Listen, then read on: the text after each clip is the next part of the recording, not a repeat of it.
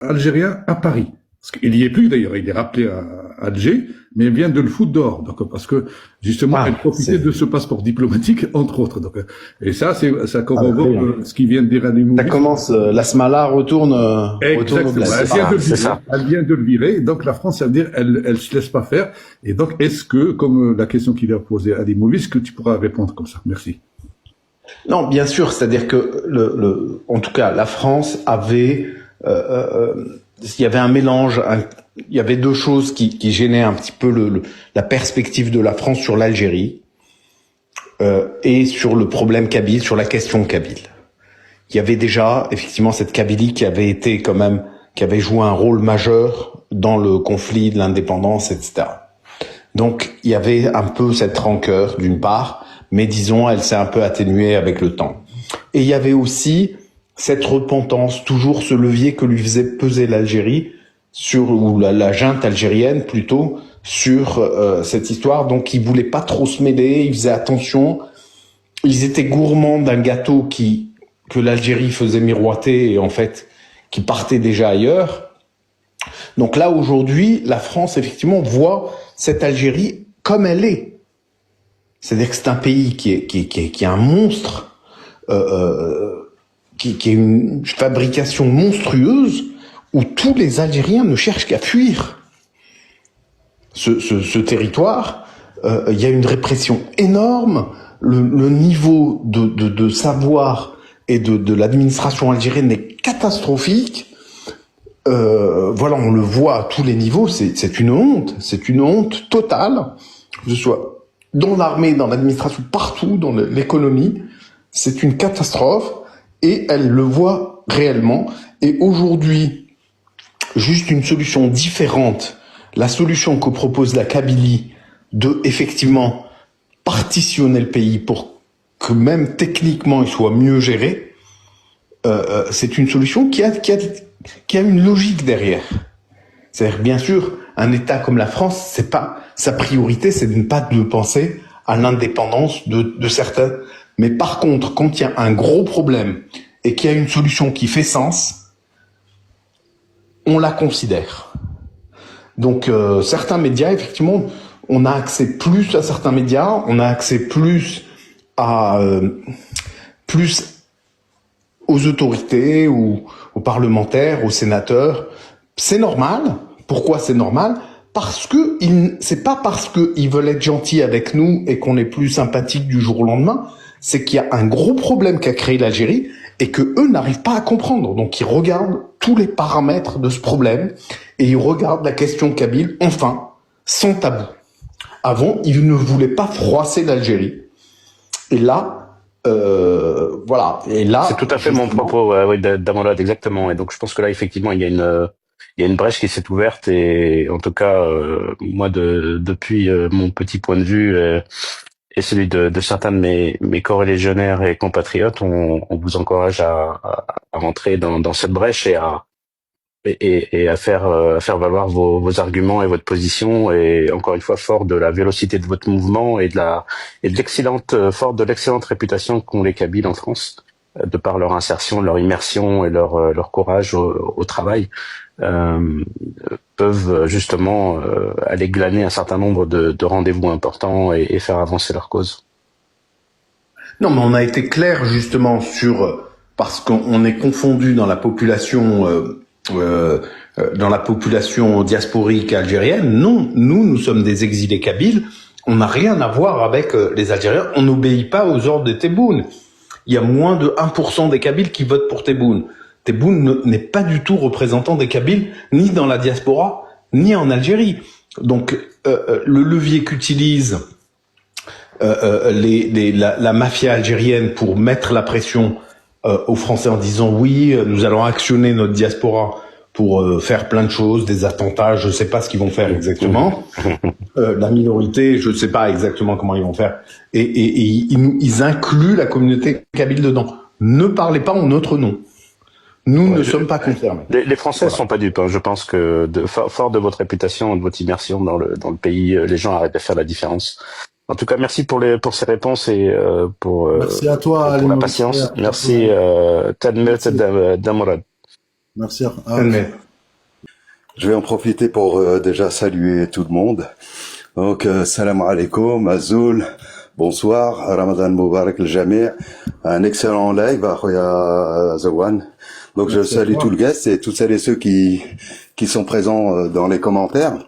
Et bien sûr, tous les invités qui ont répondu favorablement à cette invitation. Je les remercie, Hamdal, Hassan, Axel. Et la dame, bon, elle n'est pas venue, je me rappelle plus de son prénom. Je vous remercie toutes et tous, un excellent live, qui donne envie, en fait, d'avoir une continuité pour voir vraiment les relations, quelles relations, comment, voir l'évolution, comment les choses vont évoluer. Ça, j'aurais un certain nombre de questions, mais ma question, je pense que je vais laisser cette dynamique finir et j'interviendrai après. Je vous remercie. Oui, elle a dû forcément avoir un empêchement. Adnan Khoya, salam alaikum. Adnan Khoya. Alaikum salam, ça va, vous allez bien? Marhaba bik, Khoya. Oui, ça va et toi? Wallah, ila khir. Merci beaucoup pour ce live. Après, Khoya. Tfaddal, si t'as des questions. Alors oui, alors j'ai pas mal de questions. Enfin, il y a une question pour moi qui, bon, c'est un peu une question. C'est vraiment pour montrer en fait le double standard. En fait, qu'est-ce que vous ressentez en fait en tant que personne, voilà, kabyle qui demande l'autodétermination? Le fait que le gouvernement algérien aujourd'hui fait vraiment de la propagande sur le fait que c'est un État qui défend l'autodétermination, quitte à défendre l'autodétermination d'une population qu'ils appellent le peuple sahraoui, qui concrètement au Kabyle, je suis sahraoui, soit dit en passant. Donc, mais la chose c'est que la différence entre les Sahraouis entre guillemets et les Kabyles, c'est que les Kabyles sont un vrai peuple. C'est-à-dire que les Kabyles sont un peuple avec une territorialité, avec une langue, avec un patrimoine qui est spécifique à eux. C'est-à-dire qu'il y a que des Kabyles de Kabylie. Il n'y a pas des Kabyles du Maroc, il n'y a pas du Kabyle de Libye, il n'y a pas de Kabyles, contrairement à nous, par exemple, la communauté Hassani ou les Bédanes, où il y a des Bédanes du Maroc, des Bédanes de Mauritanie, des Bédanes aussi qui sont dans le territoire aujourd'hui qui fait partie de l'Algérie, dans la région de Tindouf, et je parle pas des camps, je parle vraiment des gens qui sont de nationalité algérienne depuis 62, et qui ont au Tchad, au Niger, etc. Donc une population qui est éclatée en plusieurs pays, contrairement aux Kabyles qui eux sont un seul peuple qui est homogène et vraiment ciblé sur une région ancestrale. Donc comment est-ce que vous le voyez et c'est quoi l'explication que vous donnez en fait? Donc cette ignorance que l'Algérie a par rapport à un vrai peuple historique qui a eu ses rois, qui a eu son système politique spécifique, qui a sa mémoire collective, mais qu'elle n'hésite pas à vouloir défendre ce principe pour des peuples qui n'en sont pas du coup. Et qui sont violents. Exactement. Et qui utilisent le terrorisme comme voilà. Nous, en fait, ce qui se passe, nous sommes un peuple avec une histoire distincte, une langue distincte, une tradition distincte. On a un sentiment d'appartenance, c'est-à-dire qu'un Kabyle vous dira qu'il est Kabyle, voilà. Et l'Algérie ne veut pas nous reconnaître. Elle ne veut même pas entendre parler de nous. Elle a effacé le mot Kabyle de toute sa littérature. Le colon français on avait plus d'existence sous la colonisation française parce que on avait une radio qui fonctionnait H24 en kabyle, on avait un système juridique pour les Kabyles spécifiquement, c'est le droit coutumier kabyle, etc., etc. On avait une Kabylie unie dans un département. Et ce qui s'est passé, c'est que l'Algérie ne veut nous effacer totalement, alors que dans son article 30 de la Constitution algérienne, elle reconnaît elle se bat pour le droit à l'autodétermination des peuples.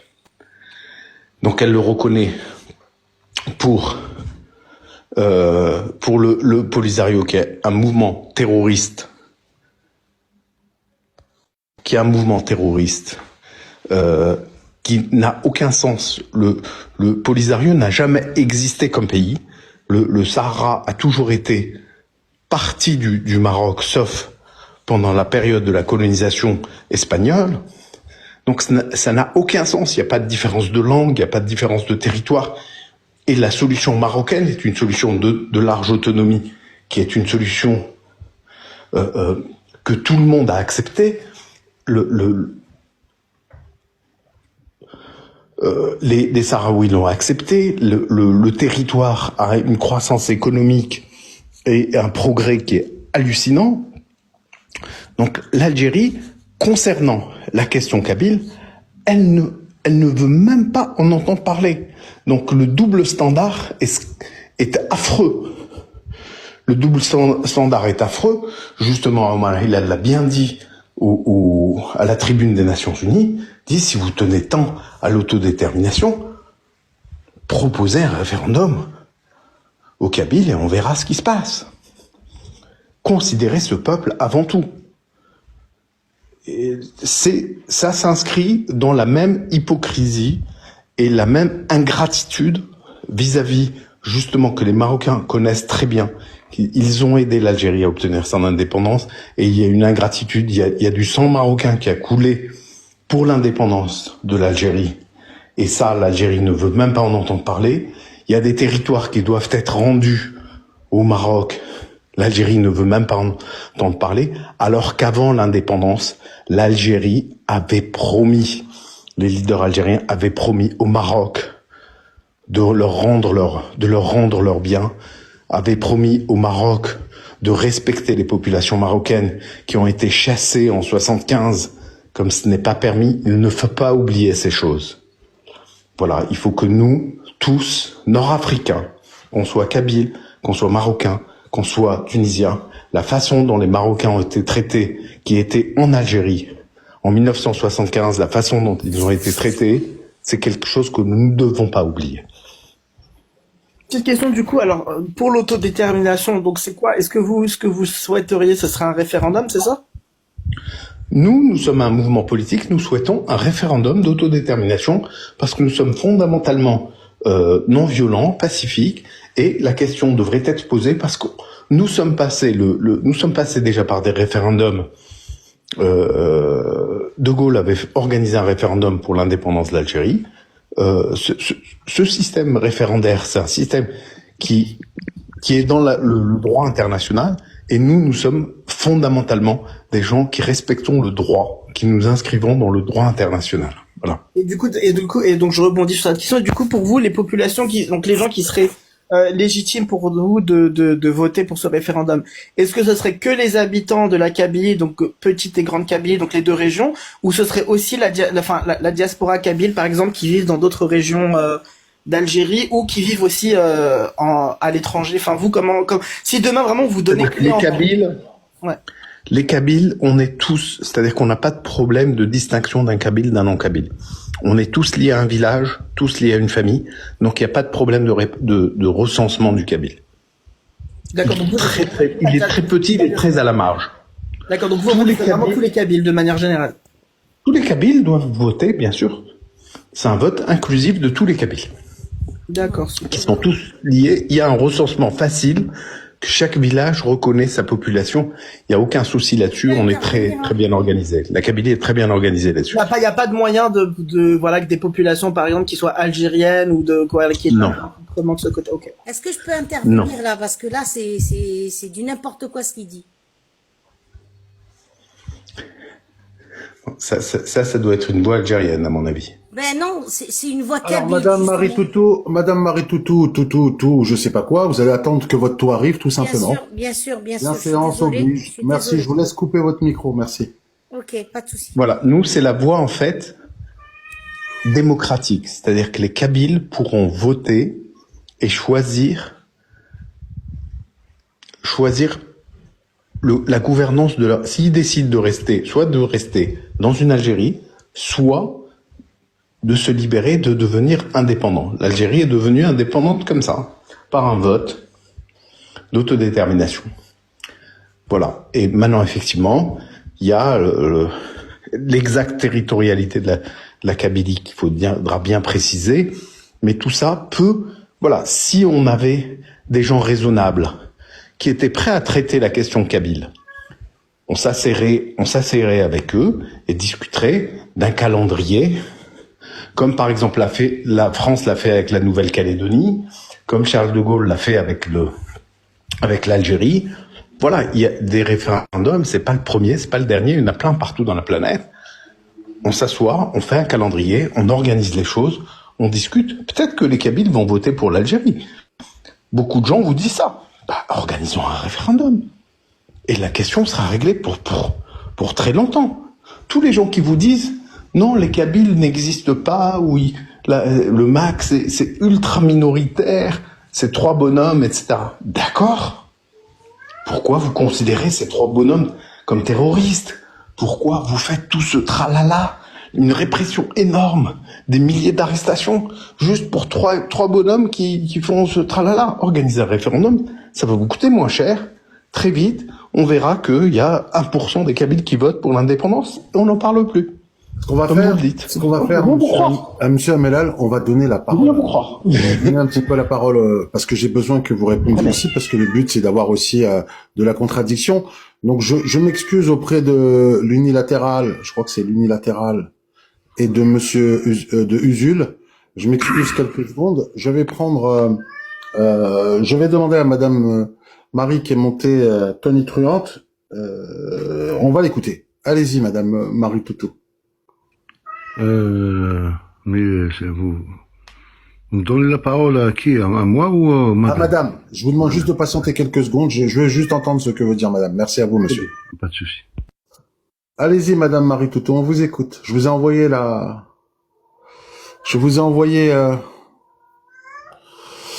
l'invitation à vous démuter, madame. Oui, vous m'entendez? Oui, on vous entend, madame. Voilà. Avant que j'intervienne sur monsieur, comment il s'appelle, Ahmed Dal, eh ben moi je suis du MAC. Je suis du MAC, hein. Et avant de dire quoi que ce soit, je vais laisser parler. Madame, juste pour information, monsieur Amelal fait partie du bureau du MAC. Oui, mais y a pas de souci. Moi, j'adhère au MAC, y a pas de souci. Je suis kabyle et j'adhère au MAC, y a pas de souci. Cela dit, je suis pas d'accord tout à fait avec ce qu'il dit. Après, moi, j'ai envie d'entendre monsieur Azoul. Azoul, il est là, c'est ça? Ouzoul, Mathieu Azoul, Ouzoul. Ouzoul, voilà. Ouzoul, tu m'as déjà entendu parler. Tu me connais, non? Non. Alors, vu que vous êtes là pour parler avec monsieur Zoul, je vais donner la parole à monsieur l'unilatéral. Je vous demande de fermer votre micro et vous attendrez votre tour. Alors. Monsieur l'unilatéral, c'est à vous. Merci. Bonsoir à Zulflaoun Soumathar, tout le monde. Bonsoir. Bonsoir, monsieur. Sahar Mzankoumou, Gelitozoman et tout ça. En fait, moi, ce que j'allais dire, j'ai une question aussi importante, mais avant cela, je vais peut-être commencer par faire un petit résumé concernant de quoi il s'agit. Donc, voir toute cette histoire récente entre l'Algérie et le Maroc. Depuis la guerre des Sables, on a vu qu'il y a un grand conflit par rapport à ce soi-disant le Sahara occidental ou Sahara oriental. Donc voilà, là où on arrive. Donc récemment, on a vu que il y a un grand déclenchement entre l'Algérie, le Maroc et même la France, y compris la France qui est responsable de toute cette région, de toute l'Afrique du Nord en fait. Et alors, on arrive là où le MAC annonce donc l'autodétermination de la Kabylie suite à monsieur Omar Hillel qui a dit contrairement à ce que l'Algérie fasse par rapport au Sahara occidental. Et donc Omar Hillel a fini par dire oui, si vous reconnaissez que vous reconnaissez l'indépendance du Sahara occidental, pourquoi pas l'indépendance de la Kabylie? C'est là où ça commence donc le conflit, et on arrive jusqu'à l'appel du président Macron de la France, qui a envoyé donc une lettre au roi marocain Mohamed VI, qui a dit moi je reconnais finalement la marocanité du Sahara orientale, non plus occidentale.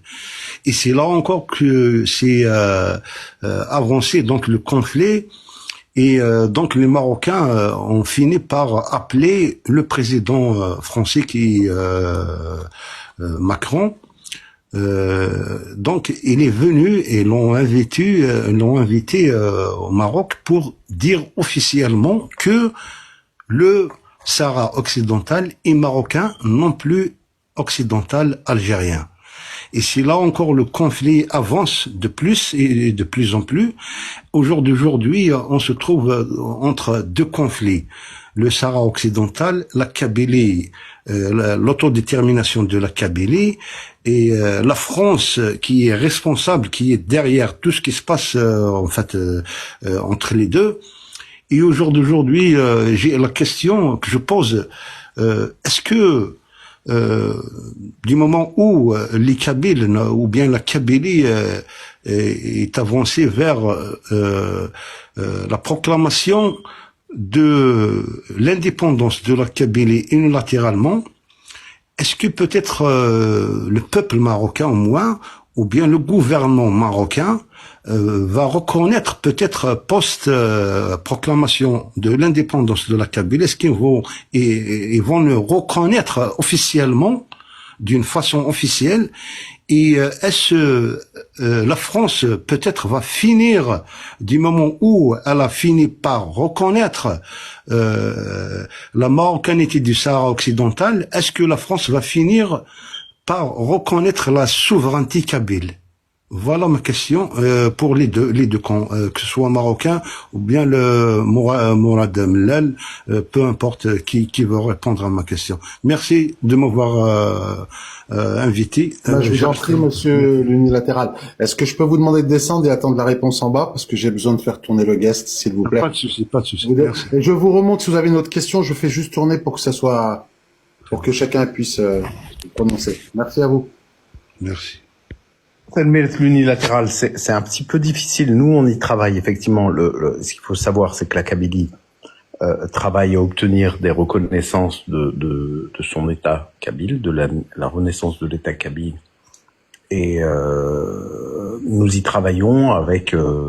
Mais cette question, elle s'adresse à la France. Donc nous, je pense que sur la plateforme, il n'y a pas de représentant de l'État français et pas de représentant de l'État marocain non plus. Donc les deux questions sont, voilà, nous le souhaitons du point de vue du MAC et de la NAVA, du gouvernement kabyle, mais voilà, nous ne sommes pas, nous y travaillons, nous le souhaitons, mais nous ne sommes pas, nous ne pouvons pas répondre à la place de la France ou à la place de l'État marocain. Salam alaikum, Khoya Zouane. Je voulais te remercier pour ce live, excellent live. Remercier tes invités d'avoir répondu présent, saluer la qualité de leurs interventions. Là, c'était un excellent live, plaisant à écouter.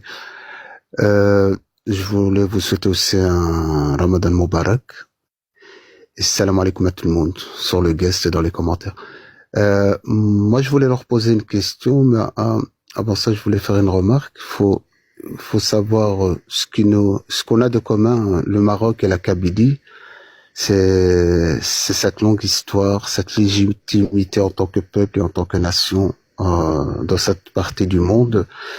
Et je pense que la Kabylie, normalement, aurait dû accéder à son indépendance de manière naturelle, puisque c'était un des seuls peuples, une nation avec le Maroc, qui ont vraiment une civilisation dans cette partie. Bon, je vais pas reparler de la Tunisie, mais bon, on parle ici de la Kabylie. Et moi, la question que je voulais vous poser, avec toutes ces tensions entre la France et l'Algérie, et on parle de revoir les accords. Royal Bora, je vais t'interrompre. Je veux que tu gardes ta question. Je voulais que tu salues tout ça. Je voulais que tu gardes ta question parce que tu attendais depuis tout à l'heure. Pour ça que Oui, y a pas de souci. je t'ai donné la parole. Je vais donner la parole à Marie Toutou. Et ensuite, elle va répondre et dire ce qu'elle avait. Et je te redonnerai la parole tout de suite après.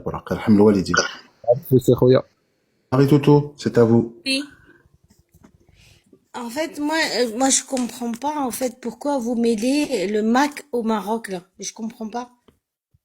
D'accord. Sincèrement, je comprends. Pourquoi vous, Je vous veux vous mêlez, expliquer. avec tout le respect que j'ai au Maroc, avec tout le respect que j'ai aucun souci avec le Maroc, moi. J'ai aucun souci. Mais pourquoi vous mêlez le MAC au Maroc? Pourquoi vous mêlez le MAC? Pourquoi vous mêlez ça au Maroc? Ça n'a rien à voir. Je suis d'accord que vous mêlez l'identité des Berbères au Maroc, je veux bien, il n'y a pas de souci. Bien sûr, ok, j'adhère, moi la première. Alors celui qui me dit que le MAC, et que le représentant du MAC, ah non, là je suis pas d'accord, je suis désolée. Merci pour votre question, Marie. Je vais y répondre.